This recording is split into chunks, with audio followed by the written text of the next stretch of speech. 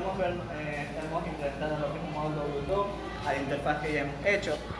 Como podemos ver, tenemos lo que es la aplicación que hemos creado para encender y apagar lo que siendo el módulo Bluetooth, obviamente que va conectado al ventilador, y vamos a hacer una pequeña muestra. Enciende por favor. Como podemos ver, el ventilador ya no se enciende, y apágalo por favor.